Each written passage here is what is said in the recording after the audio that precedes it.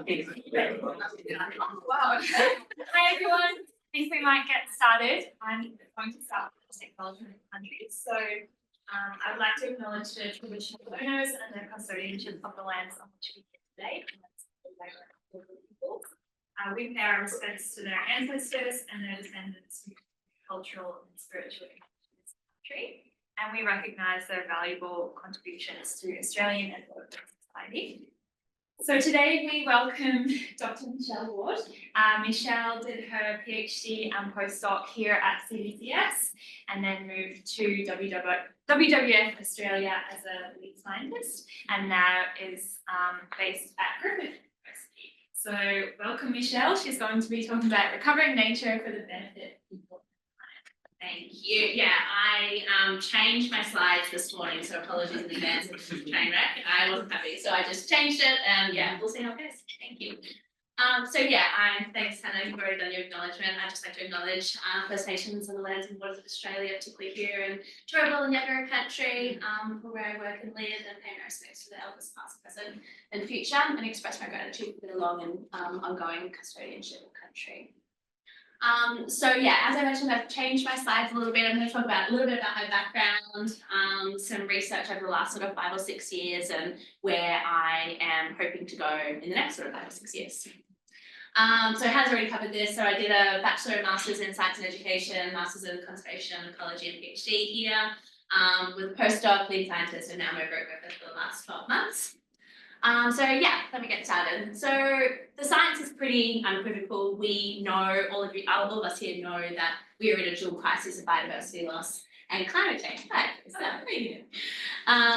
So more than 50% of our land has either been moderately or severely altered, resulting in more than 90% of our global protected area estate becoming disconnected or isolated patches of habitat around the world.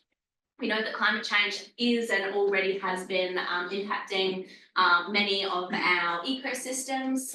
So more than 42% of land is predicted to change in a Holdridge life zone sense, so shift into a completely different zone. And when we look at the combination of industrial human pressure and climate stable, we find that less than 19% will be free of those two things, so be both climate stable and human pressure, industrial human pressure. So not much area remaining for species. From 2000 to 2019, we found that we know that more than 90% of global deforestation has been attributable to agricultural expansion, so cropping and pasture land expansion, the majority. And so it's no wonder that overexploitation, including logging and agricultural activity, are the two biggest drivers of species decline. So far, we've lost more than 1,000 species globally over the last 300 years. More than 1 million species are now threatened with extinction. Here in Australia, we've lost more than 100 species. Here are 3 examples on the side there. And so the rate in which we are seeing species decline is about 100 to 1,000 times what is considered a natural background rate. Australia is not immune to this problem, so we assume that Australia is a developed country with progressive governance and environmental management. We would have strong policies to mitigate these threats. But some research from my first PhD chapter in 2019 found that more than 7.7 million hectares of threatened species habitat had been cleared, and only 7% of that had been regulated under our federal environmental legislation, the EPBC Act. Hannah found similar results where the majority of clearing under the EPBC Act was not regulated, whereas state legislation like the Vegetation Management Act here in Queensland is allowing clearing through various different types of exemptions, and huge areas remain targeted for clearing. So I don't know why that's not working, but there was a video there showing the clearing for logging in New South Wales after the 2019 20 mega fires. It was the last sort of refuge out for the greater glider. And so all of this clearing has resulted in more than 60% of the country being either severely or moderately degraded. And you can see here the dark green areas are the relatively intact places, all the way down to the dark brown places, which are completely modified or highly degraded. So we know that almost 10% of the landscape is experiencing the most severe levels of this degradation. And so while a lot of the clearing and degradation in South Australia and Victoria and parts of New South Wales occurred many years ago, we're now seeing huge natural areas in Queensland disappear. So in 2018, 2019, land clearing resulted in about 680,000 hectares of vegetation destroyed across Queensland. And so yeah, it's a deforestation hotspot and a clearing hotspot, from at least the last 3 decades. And most of this clearing is from pasture, so agricultural expansion for cattle grazing. But it's not just clearing that's impacting our iconic species, it's also things like disease, it's invasive predators, it's logging, it's changed fire regimes. So in this paper, we modelled the historical distributions of all threatened birds across Australia and looked at where they are now, and found massive areas of extirpation. So down here in South Australia, 17 species, just birds, have disappeared from the landscape. And this extinction wave is slowly rolling up the east coast following those similar patterns of degradation and destruction that I showed in the previous slide. One of the emerging threats that we've looked at is the changing of fire regimes. So climate change and poor land management is resulting in these sort of massive mega fires. In 2019, 2020, we had the big mega fires resulted in the burning of 97,000 square kilometres. So just to give that into comparison, one of the biggest Californian fires was in the August complex fire, and that was 4,178. So just dramatically massive scales. Most of the, 41% was in the protected area estate, and some species were so badly impacted that they required uplisting or listing, representing a 26% increase in the EPBC Act. So this was a paper that we did immediately after the fires, and we broke it up into not currently listed and then looked at the thresholds under the EPBC Act criteria that might trigger a listing, and then your vulnerable species, these ones here that come past the endangered line, required further listing, and same with the endangered to critically endangered, and then these are the critically endangered species that were really severely impacted. So I'm now going to talk about some things that we've been doing to sort of help this extinction crisis, and so one of them is an umbrella priority approach. So governments all over the country, all over Australia and internationally love this idea of an umbrella priority species and places. In 2010, Australian government chose 70 priority species for targeting funding recovery. And so one of my PhD chapters, Hugh and James Watson and Jonathan and I developed this sort of problem-based method for prioritising actions for umbrella species. And it basically tries to maximise the total number of other threatened species that could benefit from the same management. So for example, if you had the koala, which was impacted by changed fire regimes, cats and foxes, it intersects geographically with the orchid that also needs your fire, and bilby, which also needs your fox management. Then you can calculate that if you're managing for the koala, you get sort of 1 point, and then it's a linear scale of how much overlap is between the other threatened species. So 0.1, 10% of its overlap and 10%, so 0.1, so 1.2 for the koala.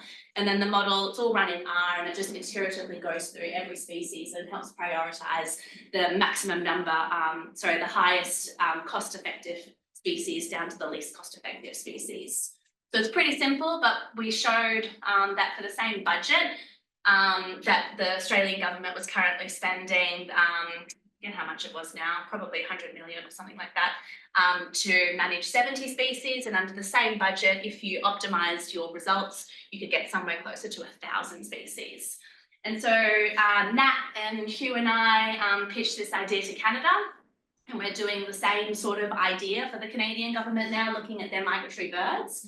We've got a few little different changes. So for example, in the Australian paper, we just did the entire range of species, but now Nat is fighting with Eva, Data and R to try and get us relative abundances to see how we can weight areas that are more, have higher abundance than the whole range. So this is the Canada goose, it's a really wide range of species. But you can see these light sort of red and light blue areas down here are the areas in which it occupies the most. And so trying to target the most important places for lots of different species, as well as thinking about weighting species by severity decline. So that work is ongoing. A key part of these cost-effective models, though, is accurate cost estimates. In Australia, good conservation cost estimates were rare, and this is, I think, a significant deficiency because costs are essential for lots of different things like budgeting your conservation needs alongside other societal needs, adequate payments for destruction of nature, as well as ensuring success of conservation programs. But costs are really tricky to do, especially at these broad scales. So there are very few good data sets to draw upon. So there is some global analyses out there. So McCarthy et al. Used an extrapolation of a subset of species back in 2012 and found that an annual cost of 3.4 to 4.7 billion was needed to reduce the extinction risk of all threatened species. In the United States, Leah Gerber in 2016 estimated, again, an extrapolation of threatened species recovery plans, found that around 125,000 was needed for plants and 3.4 million was needed for birds. And then Brendan Wintle at the University of Melbourne and a few others from CBCS used those estimates to estimate the extinction, the cost of halting extinction here in Australia for 2,000 species, and found that that was about 1.27 billion per year. And so while these extrapolations are really important and provide valuable approximations, there are really key differences in threatening processes and site-specific variations, as well as the size of management that complicate these comparisons. So if we think about birds, for example, you can compare, let's say, like a red goshawk from an eastern bristlebird. The distributions are totally different, and so applying these sort of static numbers to all birds is problematic for various reasons. And so that's why April and CJ and Josie Carwadine and James Watson and a few others there came up with these spatially variable cost models. So these are standardized rasters, 1 kilometre resolution for 17 of the major management actions that we need here in Australia, and it's all standardised into a framework which is broken down into equipment, consumables, travel and labour. So the first thing we needed to do was first understand what were the major threatening processes. So we did a species by threat by action matrix to figure out what are the major actions that we needed to cost, which then determined these sort of 17 actions that you can see around here. So things like invasive predator management, invasive bird management, restoration, ecological fire regime management. And yeah, these were all spatially variable, so we could take into consideration like time taken or travel to the closest airport, travel times to the closest city. And each of these 17 different spatially variable cost models are standardized, but they have some differences. So this is an example of the habitat restoration one. So inside the methodology, you've always got your pre-action office planning, your pre-action field planning, your post-action monitoring and your post-action evaluation, but then the management actions change. So for example, for this one, we included policy change and compliance. So that was a non-spatial cost for retaining habitat. And then also a habitat restoration cost. So that was broken down into a part weeding and then part bush regeneration. So putting trees in the ground or spreading seed, depending on what the vegetation type was. This is again scaled by ruggedness to account for the time it takes to walk around steep slopes and dig in hard soils, as well as vegetation type. So for example, rainforests are really predominantly planted by tube stock or hikos, whereas if you're doing restoration in a savanna, for example, it's mostly seed. So it was scaled by what was needed in the area. And then again, we incorporated things like travel, so the travel to the site and the travel around the site, the consumables, so here it was herbicides, tube stock and seeds, labour, equipment, whatever is needed. These things all change depending on what the spatially variable cost model was. And so then April did her awesome paper, which looked at the total cost of recovering all threatened species across their entire historical distribution. And we were able to do that with these spatially variable cost models and came up with this huge number of $583 billion, the net worth of 2 billionaires. And then we went, oh shoot, that's a huge number. And then the profanities escalated from there, right? And so then we went, oh shoot, what am I going to do with these numbers? How can we make it a bit more palatable, a little bit more fine scale? And so here we looked at the cost of just your 110 priority species. So Australia now has 110 as opposed to 70. And we set 3 different objectives. So the first one was halting extinctions. The second one was downlisting. So if you're a critically endangered species, you'd move to endangered, so on. And then all the way down to getting all of these things recovered and delisted. So to set the target, so April's paper, we just used the entire historical distributions and managed everything.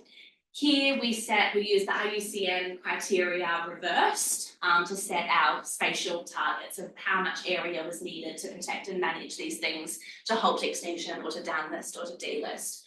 So we looked across the different IUCN criteria. So for example, under A2, A3 and A4, more than 80% of the population size reduction means that you're a critically endangered species. So we reversed that and said that, okay, we need to manage at least 20% of every one of these species protected and managed to keep them at a critically endangered level.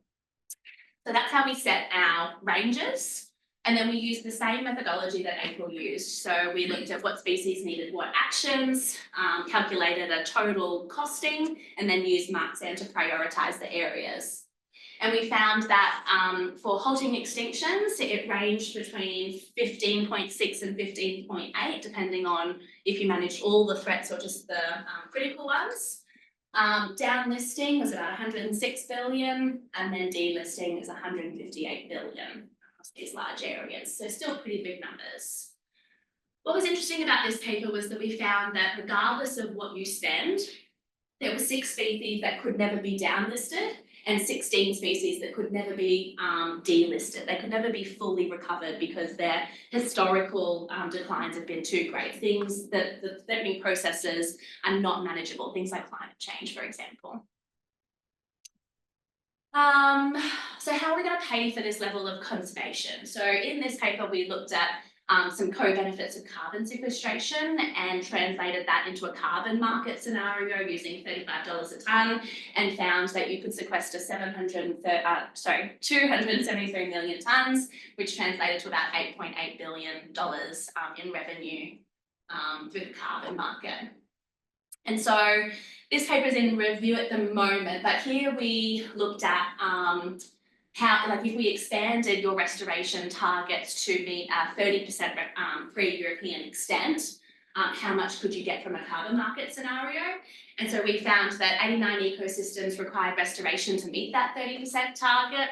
Restoration was required across 5.2 million hectares. So there's a lot of writing on this, but basically we found that when you broke it up, so we did a couple of different scenarios. One was restoration only. And then in these 2 scenarios, we looked at the restoration costs plus a lost opportunity cost or payment to farmers to retain or manage their land.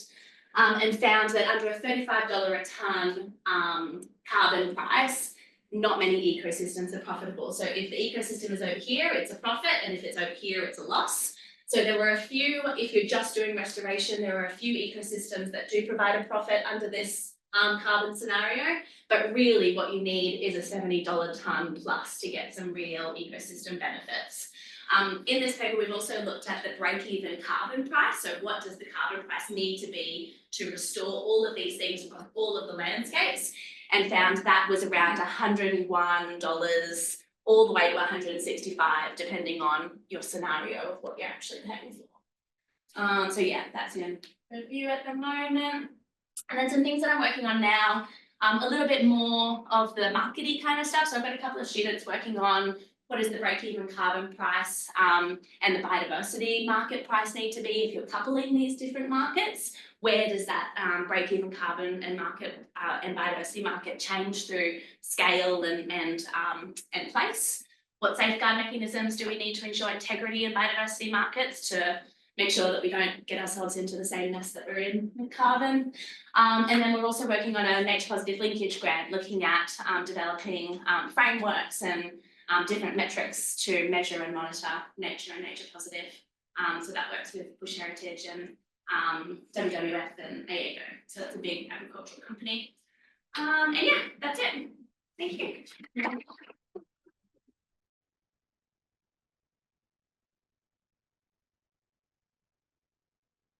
Sorry. I'm exhausted. Does anyone have any questions? As I said, I went off piece. Sorry, guys. So the reverse, I suppose, of these costings is a price on degradation in theory. Yeah. Have you done some of that sort of work? Not yet, but it is on the radar. Yeah, but it is. It's a better way of framing this because these costs are huge. Yeah. I suppose I'm wondering about how government have responded to Yes. as well. Yeah, so the big cost, the 583 billion, it was really intimidating, and April, you can probably speak better than I can to how that was received. But I guess the way that April framed it in the paper was this is the price of degradation. This is, you know, the cost of destroying these places. And if we do want to meet our international targets and our national commitments, then this is the price tag, and these are the different options which you can use to pay. Yeah. So yeah, I don't know if you want to. I ran away in here for a month. I was in, you know, people say very politely how they don't like mining, and I'm like, yeah, I hate it too. Yeah. And we argued about the objective setting for about a year, I would say, and we decided that the historical, like managing all of the threats across the entire historical distribution was where we wanted to go to as like the highest bar possible, knowing that, you know, we don't want to cut our legs from under us and give them a price that's way too cheap. And not even the entire historical distribution, just that may have burned out. Yes, yeah. Some Huge, yeah. Thanks for that and all your work. I was wondering how politicians, policymakers and that have responded. Have you been in conversations with them? Do you think any of them are receptive, or are they just totally on the back foot, Yeah. overwhelmed, or what's your sense of that? Yeah, so they hate the costing analysis. They're like, that's unrealistic, we're not doing that. They did like the one that came out on Friday, like the easy wins, the ones that you just have to, you know, it's one patch on a farmer's land, like, I think we could do that. They love that. Cheap, easy wins is what they enjoy.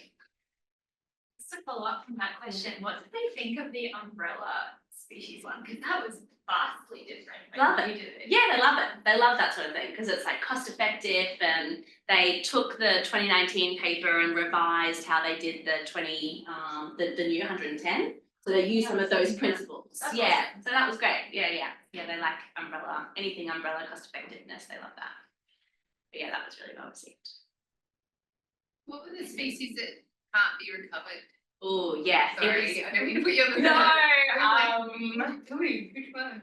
no birds. It was mostly little frogs up the top of mountains. Yeah, that's really unspecific. I'll send you the list. No, that makes sense. Yeah.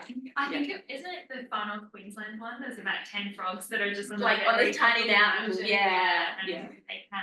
They can't really move, and you can't move them to a different mountain because there's another species there, and yeah, so it's really complicated. They're thinking about putting them into like captive breeding for now, and then figuring it out.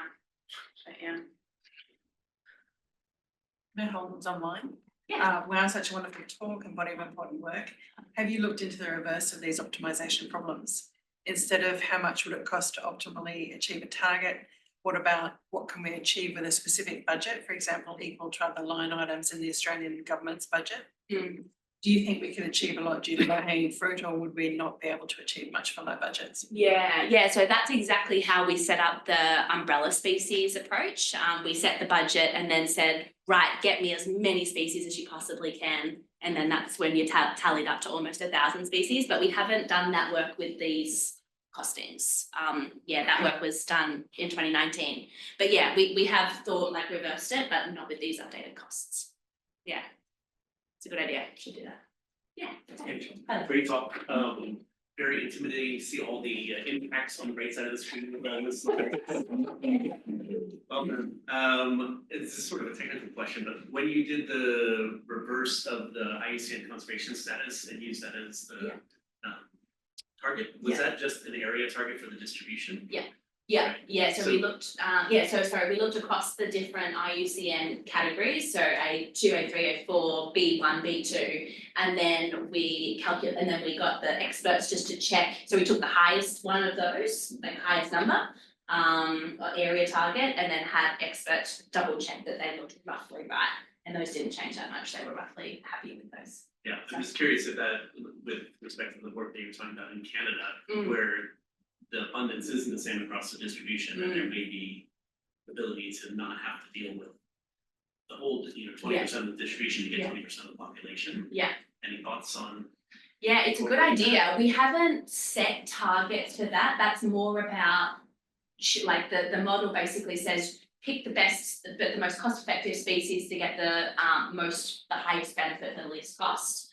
So we don't necessarily tally it up to a set target, but we could do that through like a marks and analysis, because that makes more sense, right? Because otherwise you could potentially be getting 1%, 1%, 1%, 1%, as opposed to doing meaningful conservation across broader, higher abundant areas. Yeah, that's a good idea. Have that down now. Yeah, noted. Good job. Yeah. So I think if I follow it correctly, the benefits in all these examples, you're looking only at threatened species. Yes. If you looked at native species, do you have any idea if the umbrella species, native species as a whole, do you think the same umbrella species would be likely to be benefiting common species as well?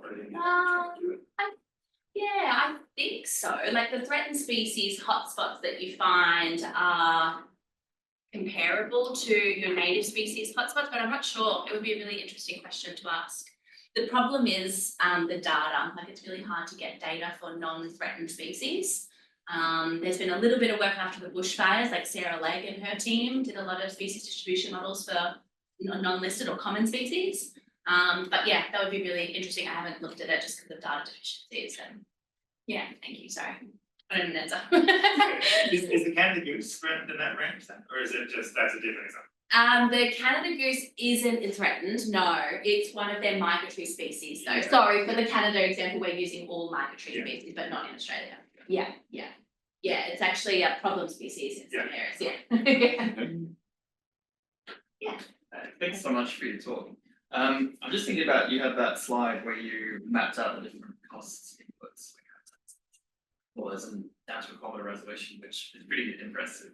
I feel that. So I was wondering if you could talk about the process of getting to those costs, because some of them I don't not sure how easily they'd be mapped. Did you use proxies, or was it just going a lot of detail and generating each one? Yeah, it's a good question. And the different spatially variable cost models that differ depending on which one you're talking about, but they start as Excel spreadsheet. So in CJ's paper, he's got a big supplementary data set which talks through all of the different actions and all of the different assumptions, and then the data sets that align with those. So there's like really good maps of like chytrid distribution. So in those examples, we looked at where species weren't in the chytrid range and tried to put in foot washing stations and car washing stations to prevent the spread of the disease.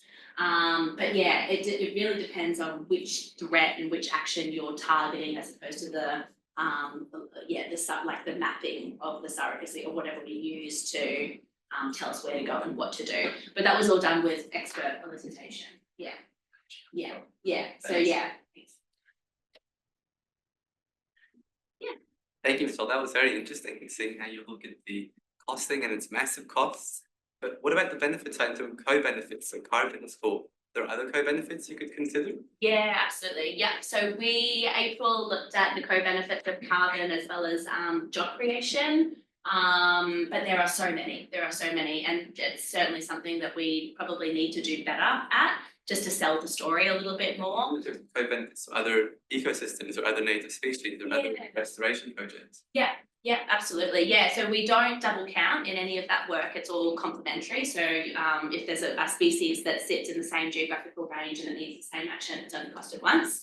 So all of those co-benefits are already sort of calculated in a complementary way. But yeah, absolutely, there's so many different co-benefits that could be explored as opposed to just job creation and carbon. Yeah, thank you. Yeah. There's obviously so much interest in this room, and there's already been questions about how some of this was taken from the governmental perspective and stuff, but I'm curious, what has been your experience with how this has sort of hit maybe the wider general public? I know there's been some conversation articles and things like that. Is it a lot of just sort of sticker shock of just, oh my God, it's just all the cost, or is there's also maybe some elements of not realizing the state we are currently in versus historical? Like, have you seen any insight from kind of those outside of our sphere? It's really hard to know. Like, I find that even the people who are reading the conversation articles are all of us that already know the problem. So I feel like we're just like, yeah, we're all beating the same drum. It's really hard to get a feel for what people outside of this realm, they were not really cutting through, as well as like the climate change groups, for example. That's my vibe. I don't know if anybody has any different experience. I think that one example was reflected in the Biodiversity Council. They do like a biodiversity concern report with about 5,000 people that are kind of randomly chosen. And people in Australia really care about nature, but they don't quite realise how much trouble it's in. So I think that one, your survey of one, is relatively accurate. Yeah, example. Thanks so much for coming. No more questions? Anything online? James has just put something in chat. I did some talkback radio on April's paper. Reaction was primarily disbelief, but also keen to understand local solutions. Yeah, okay. Yeah. Cool, thanks, James.